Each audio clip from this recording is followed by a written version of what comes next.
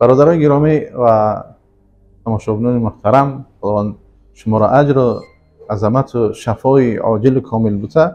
تربیه بدن یکی از فرایض الهی است، یکی از فرضها و مهمترین بگیم اساسی ترین حیات ما و شما این سلامتی نفس. حتی در عبادت های پروردگارم خداوند خودش در قرآن میگه که لا یکلف الله نفسا الا وسعها، هیچ نفس مکلف نیست مگر با توانش. تکلیفاتی که در انسان هست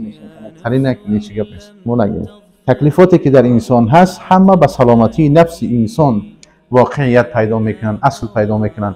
پس خداوند متعال این اعطا لقمان حکمه، ما به لقمان گفتنی یکی از حالا پیامبران بود یا که یکی از بگیم که انبیا هم که محسوبش بکنیم یکی از حکیمی بود.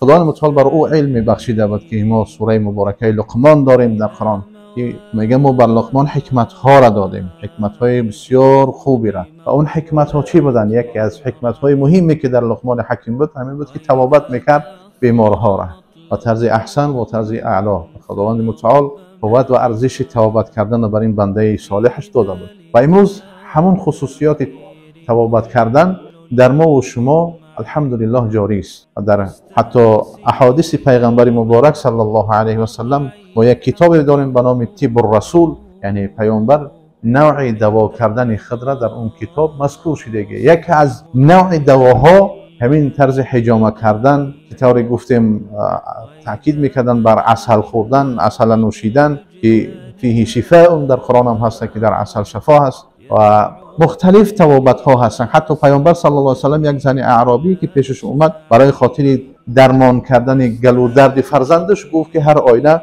همون عود یا که یکی از خوشبویی هایی که در سرزمین های هندوستان بسیارتر میشه عود الهندیه میگن یا که همون قسط الهندیه و همون طریق توابت فرمیدن. این توابت ها بسیار توابت های مهم هستند. امروز این توابت ها با همون امر الله سبحانه و تعالی که به بهترین اولاد آدم رسول الله صلی الله علیه و تعلیم کرده بود در طب جهان، در مدیسین جهانی درآمدگی هست و اثبات شدگی هست که چقدر شفا و نتیجه اعلایی را این طریقه شفا داده شده است برای بشریت.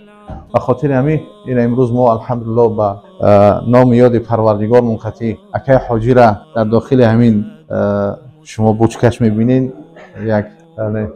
یک از ترسیم های یا که یکی از صنعت های دستی بشر اینو میبینید. همین چوبی را که الله سبحانه و تعالی برای ما و شما گیاهی از زمین روی دستش برای ما و شما تبابت بخشش کرده است. این همین چوب برای ما تبابت میبخشه که ما باید قدر و ارزش این نوع حالت ها را بدانیم و سپاس پروردگار را داشته باشیم. سلامت باشین، خداوند نگهدارتون باشه. يردهم عطشا وقاد